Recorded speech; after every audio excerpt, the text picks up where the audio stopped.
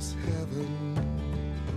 West Virginia, Blue Ridge Mountains. Man, the hype is real. I can't wait until I get my hands on this game. Can I play offline? You cannot.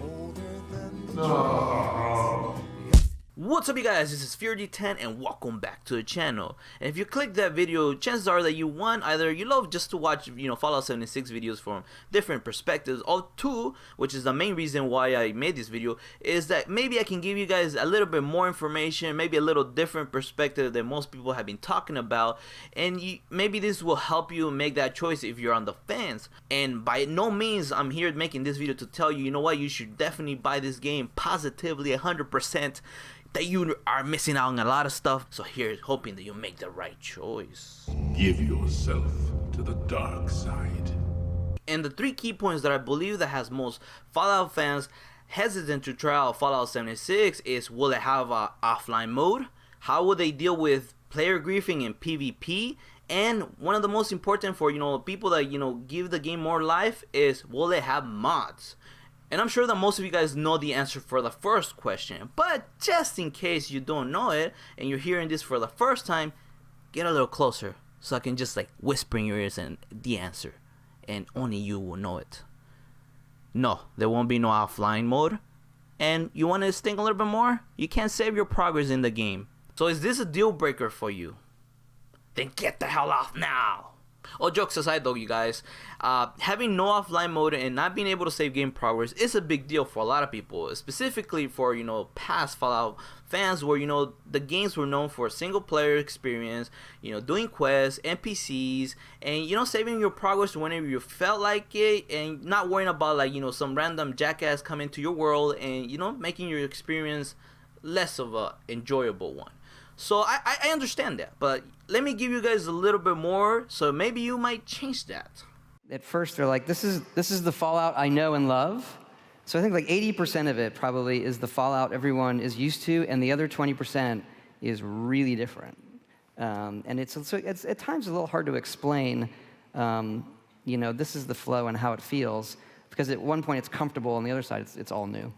So I'll be expanding a little bit more on what Tyler Howard said.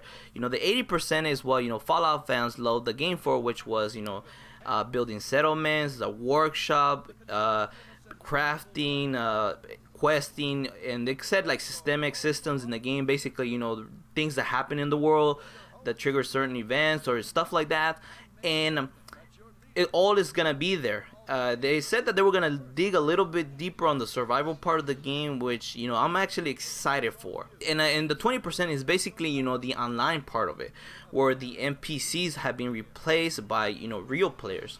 So this is gonna create an interaction with different players, create intention. They describe it as you're gonna come and meet somebody and they're gonna be friends or foes. So that's an interesting content that I'm actually looking forward to myself. But maybe people that like the single, they don't like to interact with people, that's definitely something that's gonna turn them off. So before you decide to make a choice right now and you say, you know what, I don't want to deal with that, I'm done, okay? But wait, now there is a way to fix that issue, and that is having private servers. Now I got your attention, right? So now this leads me to answer the second question with dealing with mods. Now obviously you can't have mods on an online game because it would disrupt the experience for everybody else, and then hell will break loose if everybody starts using different mods, and it will just be chaos, guys. Chaos. But the only question is now, how long will Bethesda take to create those private servers? We're committed to it. Modding for us, it's not just having a private server, it's being able to mod it. So mods for us have really been, once our games come out, that's what our hardcore players play. And they're still playing, Skyrim and Fallout 4 are two of the still most popular games in the world, and a lot of people are playing mods. And so that is something that, given the online nature of it, is going to be very, very complicated, but we're committed to it, and we've been, starting to design what that system is going to look like. But it is, I will say this, it's a complicated problem, but one that we are 100% committed to solving.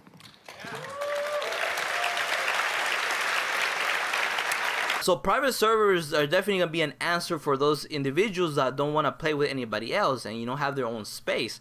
But the only question is now, how long will Bethesda take to create those private servers?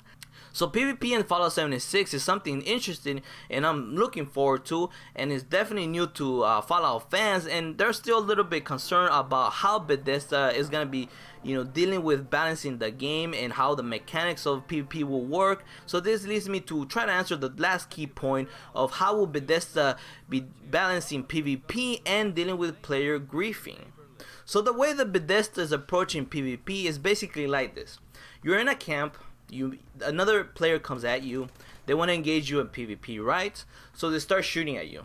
You're not gonna get hurt by a lot. You're gonna get a little bit of damage, just enough to let them know that, you know, they're there. Alright, if you want to engage in PvP, you basically, you know, just start shooting at them. So let's just say that you kill them, right? And they're higher level than you, then you get a higher level bonus of caps. But what about if the player kills you?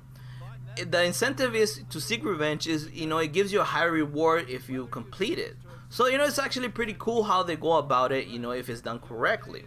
But then there's also where it comes to player griefing, right? I mean, there's gonna be somebody that's, you know, they're gonna keep shooting at you and you're like, yeah, I'm not interested in that, so just leave me alone, right?